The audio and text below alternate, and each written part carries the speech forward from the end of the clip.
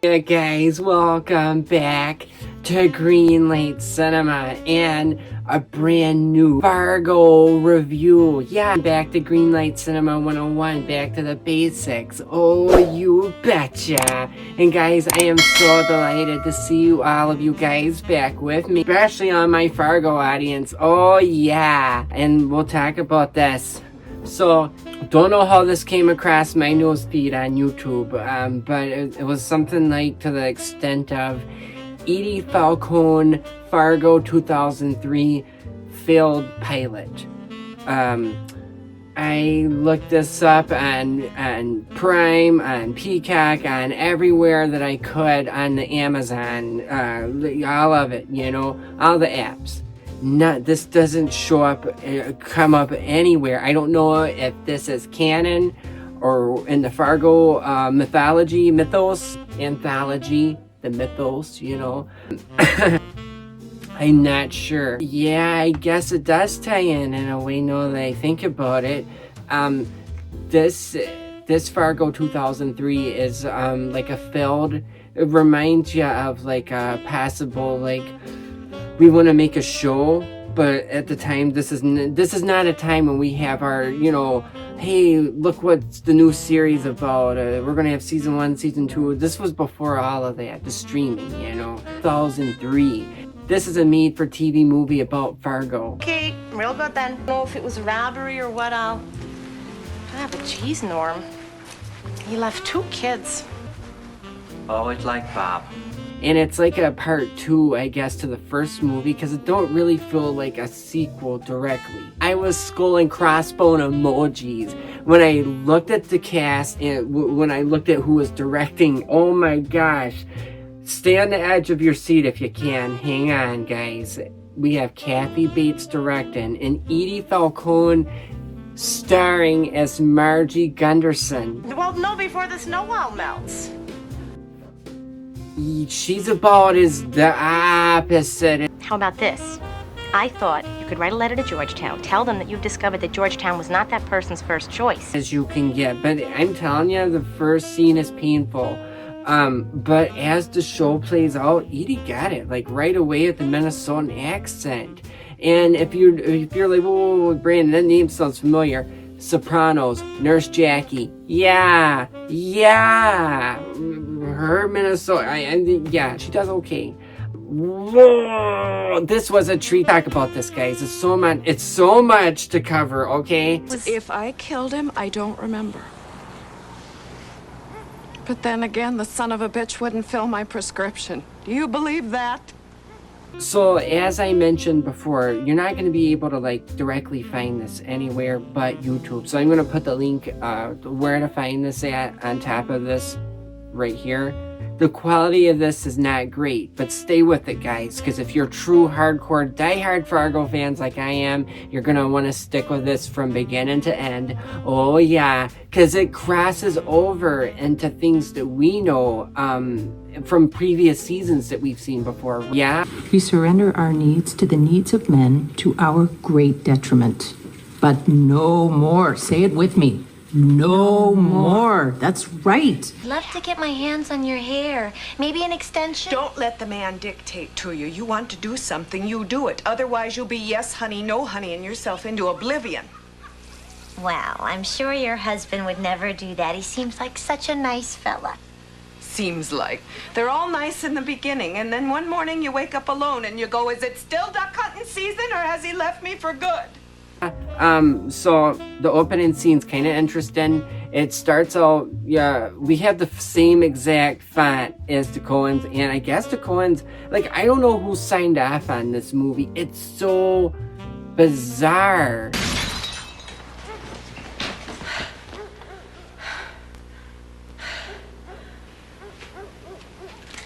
Okay, let's go.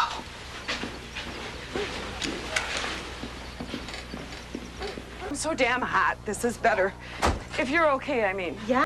Yeah, Kathy Bates directing a Fargo I'm still surprised that she's I'm still shocked that she's a Matlock. That's a big no-no for the South. Yeah, I thought. Golly, Shazam! I don't know. Feel like she got the idea. The look of Minnesota is pretty darn good, but I don't buy that this is filmed in Minnesota.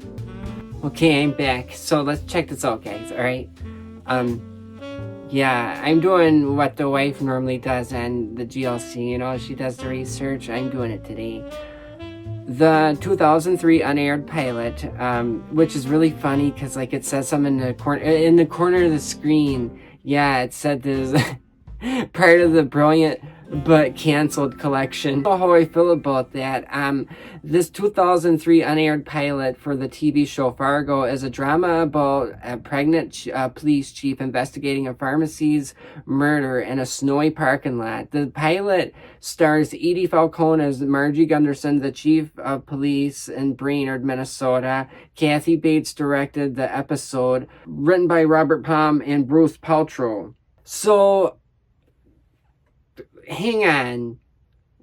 And Julia watched some of this with me, guys. So I'm wondering now, was this supposed to break off into a series like we have on FX?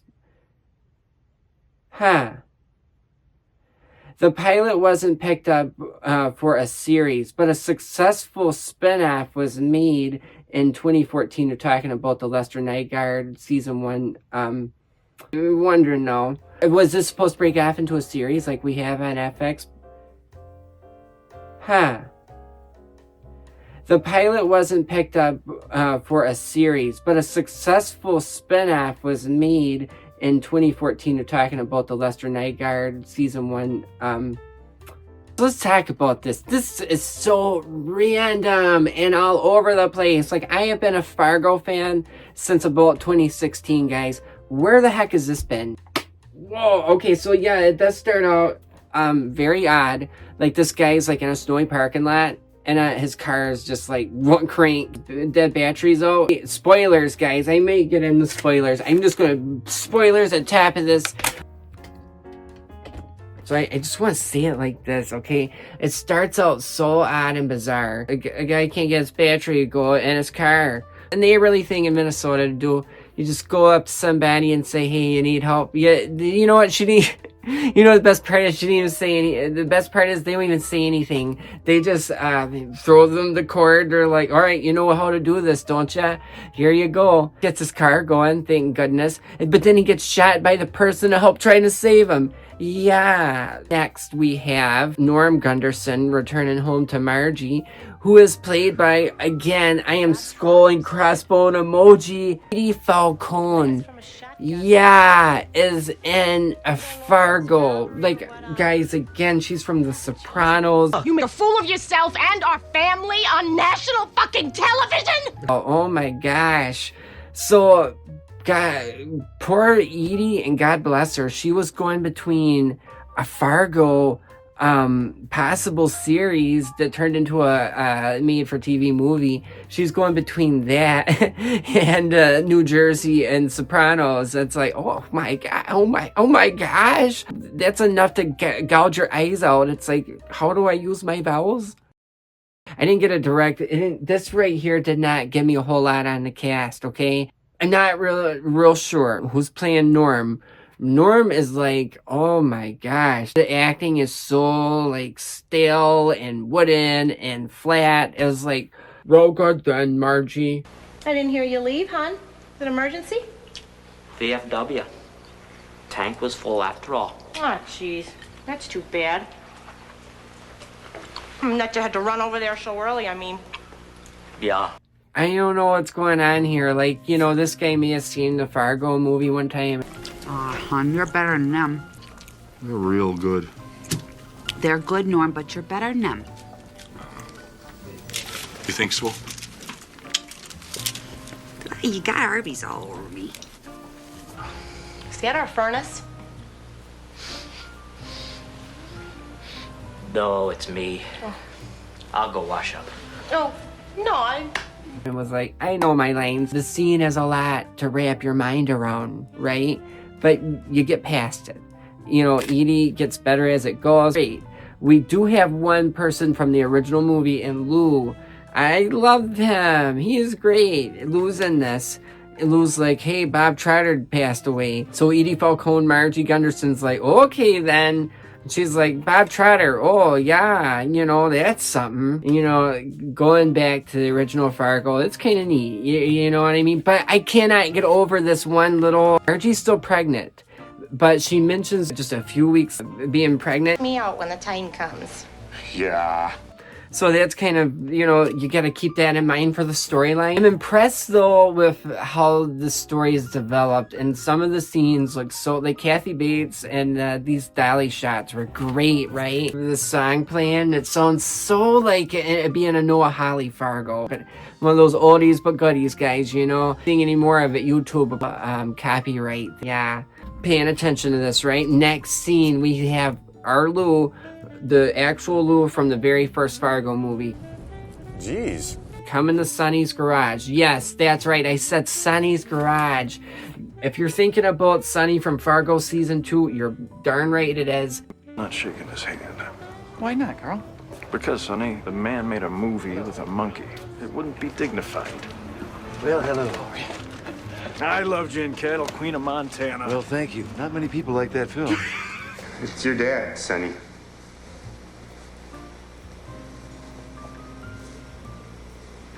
Oh, jeez. But played by a different actor. And this guy actually looks very similar to the season 2 guy. But he's doing like, he's like, oh, hey there, Lou. He's like, you scared me. Lou's like, well, you know, your dad passed. Are these stories related at all? Oh. Spoilers, they're not.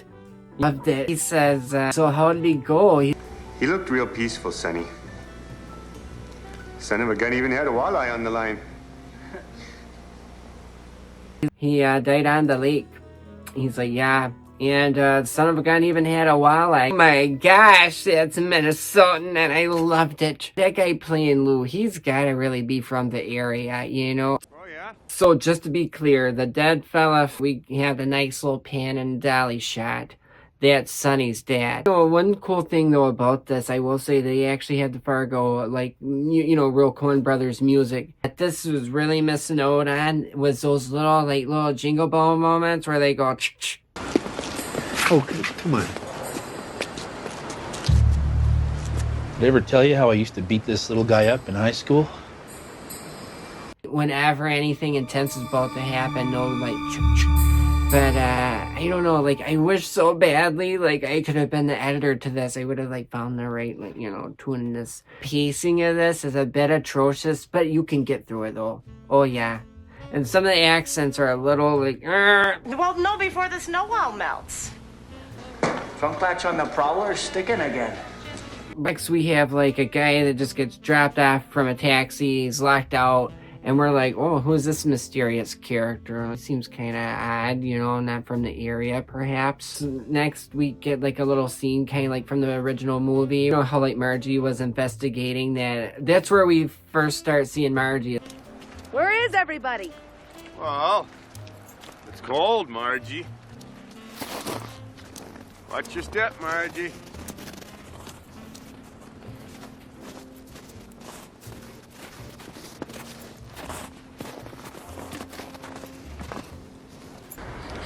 Professional hit, maybe? Here's your second shell casing.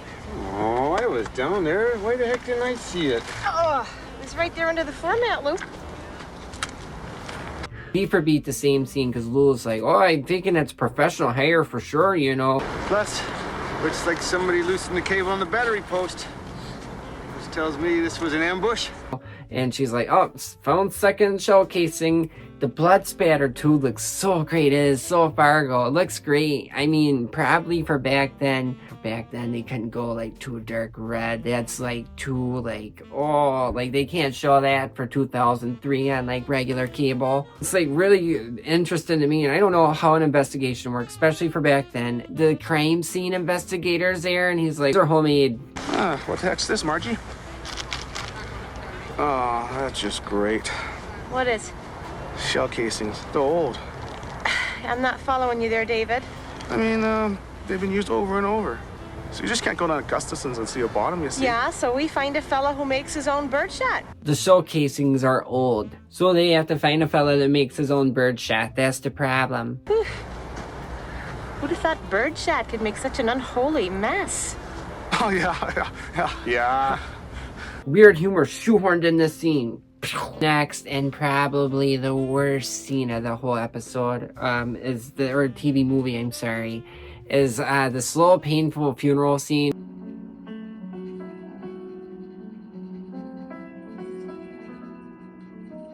Wait.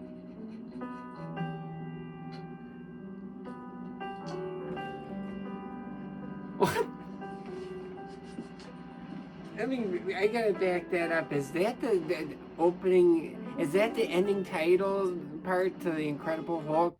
The Bill Bixby, Lou Ferrigno Incredible Hulk? That is so random. I can totally see Kathy Bates reusing that. Boom, boom, boom.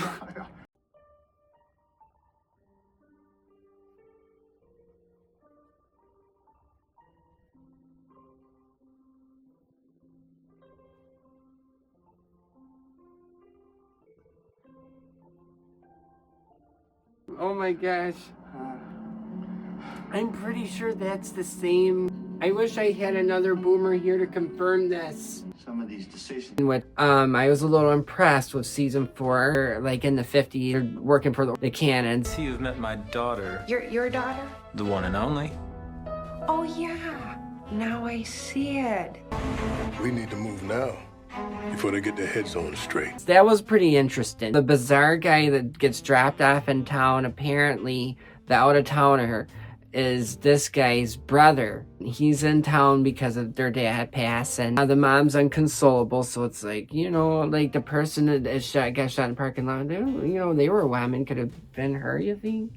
Did she kill her husband, Our out-of-towner, he's like, let me see our dad. And he acts like he's scheming up something, In this scene, too, the out-of-town brother is a bit uncomfortable with seeing his dad, like, in a refrigerator type, they gotta keep him cold, like, or they either cremate him or something, because the ground's, like, way too cold.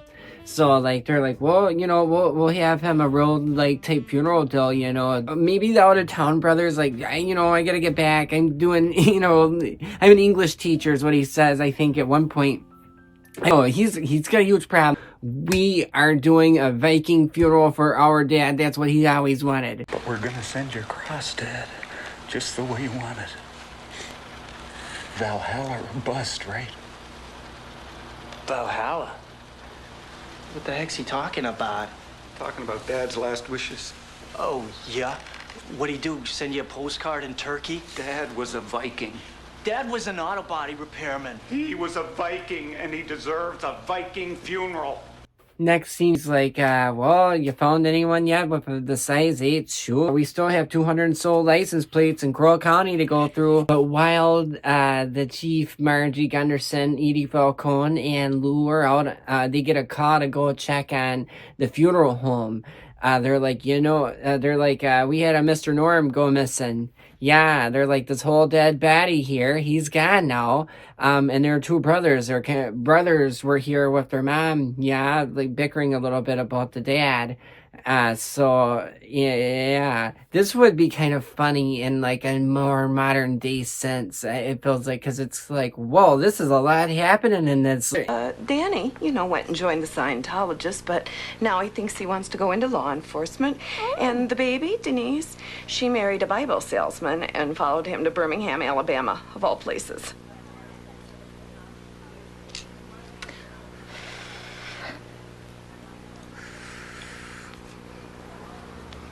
You just do what makes you happy, because in the end, you're all alone. This feels like it's trying to connect the dots too much for us. Like got it. And the pacing kind of suffers for that. But I'm not sure if this was a made for a TV thing, or if this was a made for a TV series. But they were like, no, like we can't make it stretch this out like this long, like go ahead and try and make it a movie. I don't know what happened with this, but it feels like a few mixed ideas. I didn't recognize any of the writers. But next we have the two brothers that lost their dad, coming out of a bar drunk, and they see a cemetery, and I guess the brother from Race, the Anderson brothers, yes, but he's like, Dad always won the Viking funeral. He goes on about, keeps talking about it. Like, no proper send-off is it to put him, down in the ground. You know that our dad's claustrophobic. Jeez, it's crazy. Like, the brother that owns the garage is like, whoa, what are you doing with our dad and still in my truck, and out of town Anderson brother grabs a oar, like from a Viking, and it's like, don't make me kill you, sonny. And I'm like, how did we get from here, Then cut to the next scene. Yeah, the next scene's pretty good though. Our best scene is the last. You can't imagine what it's like when the baby-making machinery just goes kaplooey. I'm sure it's rough, Poor man. Bob. I shouldn't have called him an SOB, but he just kept saying how I had to call Dr. Jorvik about the estrogen. If anything happened, he'd be responsible without a valid prescription. Anna, don't say anything more, Ann. You need a lawyer, and I need to read you your rights. It wasn't right of him not to help me, was it? Not neighborly. This is Minnesota, for Pete's sake. We help each other here. Oh, it's okay now, Ann. Let's go inside and get you your coat, okay? And I'm glad. Oh my gosh. Let's get to this one, okay? So Margie Gunderson's like, you're the fella that packs the bird shot. So, how is it you wear a size 8? So we got, we know you make your homemade bullets. He's like, oh yeah, you got, yeah. He's like, oh yeah, these are definitely mine. I made them. He's like, but I don't wear a size 8. And he's like, the wife. Now what the heck kind of hunter has itty-bitty feet like that? Except my wife, maybe, but, well, gee, she hasn't hunted in donkey's years. Does your wife have access to your weapon then, sir?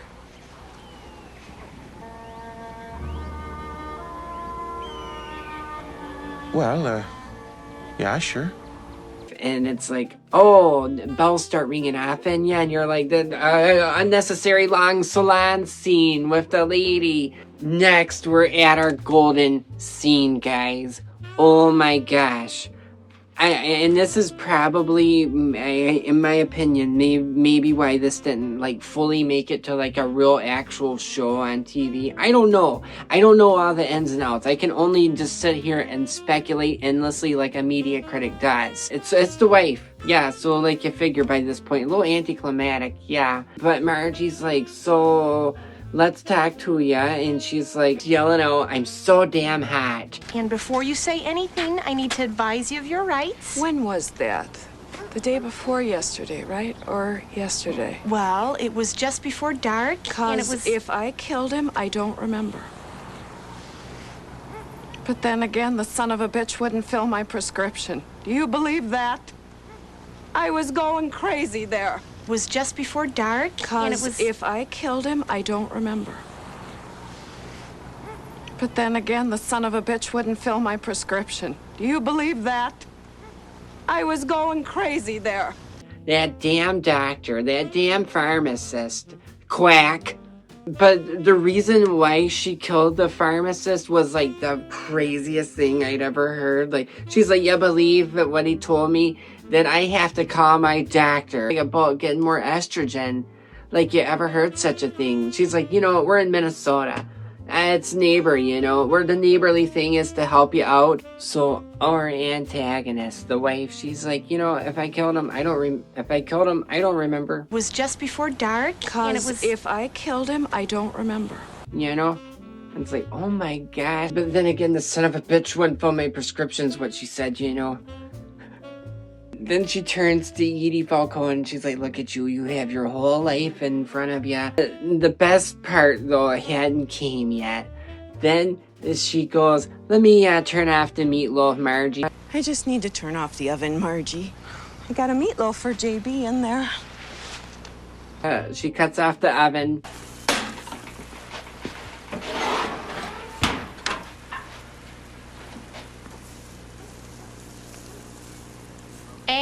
you doing in there?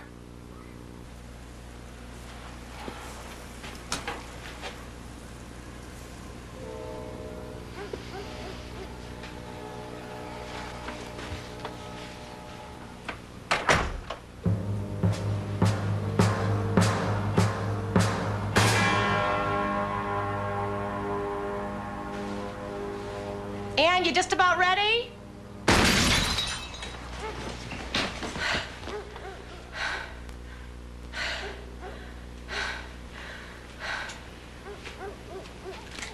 Okay. Let's go. And then she walks on like, okay then, let's go. For Pete's sake, the darn woman shot the meatloaf. She couldn't give her husband one last meal. Oh, jeez. This woman had like the charisma of the Terminator. I was like, wow. Margie and Luke going out on a call. It's the Anderson guy trying to do the Viking funeral. With the guy stolen like bed, but it's not like all the bells and whistles like he claimed it to be. Insurance fraud, ooh, that gets ya. Lou was like, well, stealing's the same as stealing. And but Margie, you know, she's the chief, and she's got like this, like such a kind heart, Minnesotan way about her. It's great. She's like, we'll let this go if you want to give off you want to send off your dad in the best Viking way, right? She's like, it's no proper send off. She's like putting him in that plastic boat or whatever in the lake. Yeah. She's like, you know what you need? You need to get you a canoe. Something wouldn't go on. Yeah. And she's like, that would kind of square things up a bit, don't you know? And so they kind of let that happen. You know, I guess the brother, Sonny, that owned the garage, caused the law on his brother because he's like, this isn't right. But, you know, the brothers start to get cohesive when they're talking to Margie, and they're like, yeah, oh yeah, that's why Dad drove Pontiacs with the T-tops, because he didn't like being claustrophobic. And I'm like, yeah, however you're gonna end this, just do it, I guess. It feels so like there was gonna be more of a storyline, but they had to like make it a, you know, short made for TV film type thing. I don't know. It's a really weird scene. Like Margie and Lou beat it. Like they take after, like, do your funeral thing, you know, we got what we need. And then next, okay, like the craziest thing, and I feel like this was more or less for the big fans that, you know, really love Margie and was like, when's she gonna have the baby? So the next scene is her actually having the baby. Yeah. Oh, yeah. No, that is crazy. In the Prowler, right? But they, like, pull off in this little snowy side of the road place in Minnesota. It's the coldest looking garage I ever seen. I get the chills, yeah, looking at this just through the TV. I'm like, oh my gosh. And she's like, oh yeah, oh yeah. And like somehow like Norm finds them in the snows, and like, you know, in this little area. I guess he just had a general area of where he knew they were, or I guess Lou told him. He's like, so he's like just watching, like he's like, like has, you know, weird, like just bizarre stare, and it ends weird. I don't know, like. I wonder if Edie Falcone was even in that last scene, because it's a real dark scene, and we just kind of see Lou holding the baby, like, this is what you guys had. I don't even know what the sex of the baby is. Yeah, but it ends. Before I end this review, I want to at least, you know, give this some stars. You know, the show or movie, I want to say, it has merit. Okay, I definitely see the idea of what they had, just the execution did not come across like they wanted to, probably. But, you know, I give them 3 stars for an effort. This is definitely a 3-star, definitely a low spectrum Fargo, and I want to give it the best I can. 3 stars is the best I can do out of 5.